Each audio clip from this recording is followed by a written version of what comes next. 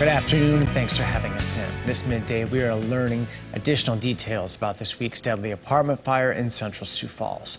An exact cause is unknown, but they do know the fire started on the second floor. Authorities say while there were smoke detectors in the apartment building, there wasn't a working alarm in the apartment where the fire began. The fire marshal says he believes the victim likely would have survived had there been a working smoke alarm in that unit. At this point, authorities have not released the victim's name. We'll hear from the fire marshal tonight on KELOLAND News. Republican lawmakers still won't say what led to Senator Julie Mueller losing her committee assignments. The unusual move was announced yesterday afternoon.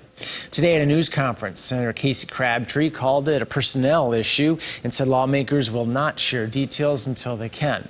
Senator Mueller represents District 30, which includes Custer and Fall River counties, along with parts of Pennington County. One Sioux Falls lawmaker has introduced an abortion clarification bill. South Dakota's abortion trigger law has banned legal abortions since June of last year, except when medical judgment deems an abortion to be necessary to save the life of the mother. Republican Representative Taylor Rayfelt wants to clarify what life of the mother means for doctors and people in the healthcare field. She said she'll be the one introducing the bill after working to get the proper language in place to help medical officials make the determination. Turning to weather, we're tracking prospects for snow, and we're also awaiting some really cold temperatures before too long, right, Scott? Yeah, you are correct. Forgot one thing, wind. We'll have a return to some strong wind, too. Sorry, I should have told you. I'll tell you now. There you go. We are watching a system that will bring in snow across western South Dakota for this afternoon. That will move west to east across the area as we do go through this afternoon into the evening hours expected in eastern and southeastern KELOLAND.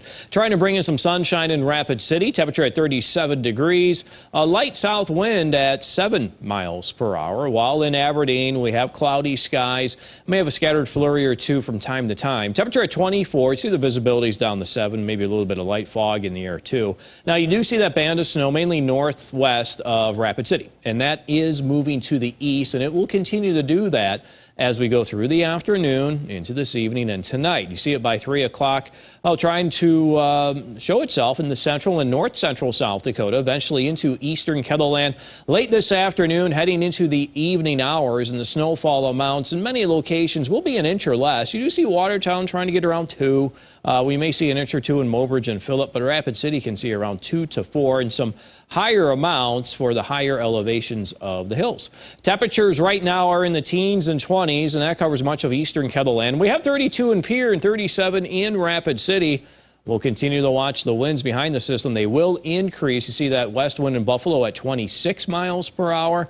That will eventually be the theme for just about everybody as we go into the late afternoon hours into this evening and tonight.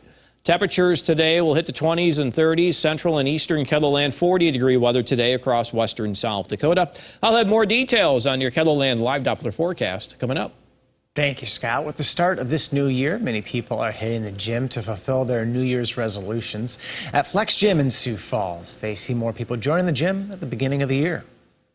Since we've had quite a few years here now, we've seen kind of where it ebbs and flows a little bit. So, of course, after the new year, people have been gung-ho after those goals, which is fantastic. And then as we kind of get into, like, the warmer weather, I think people try and do things outside, but then realize, you know, okay, I really need to get back into the gym to kind of get, you know, my body and everything where I want to be at.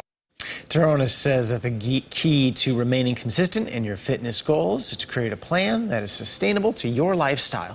In tonight's Eye on KELOLAND, Ariana Schumacher explains how to create sustainable goals and some of the different options offered in Sioux Falls.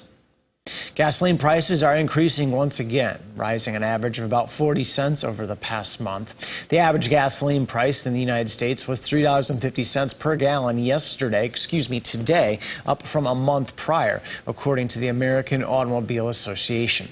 They predicted that in March or April, the national average could grow to $4 per gallon, something he previously didn't expect until May.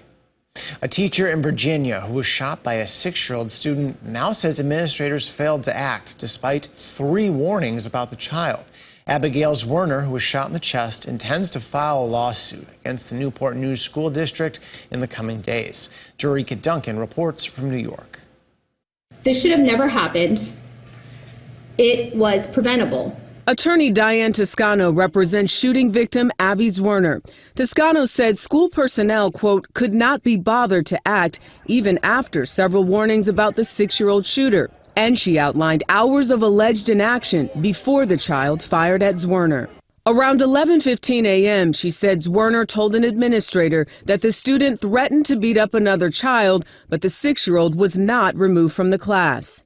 At 12:30 p.m., Toscano said another teacher told an administrator she'd searched the child's backpack after suspecting he had a gun, but she found no weapon and worried that he'd put the firearm in his pocket. Toscano said the administrator downplayed that possibility by replying, well, he has little pockets. Around 30 minutes later, Toscano said a third teacher told an administrator that a student claimed the suspect had showed him a gun during recess and threatened to shoot him if he told anyone. Yet again, Toscano said nothing was done. She also alleged that when another school employee asked to search the boy, he was turned down. He was told to wait the situation out because the school day was almost over.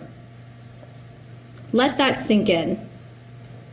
Roughly an hour later, Toscano said the 6-year-old fired at Zwerner, who has since been discharged from the hospital and is continuing her recovery. Abby Zwerner was shot in front of those horrified kids, and the school and community are living the nightmare.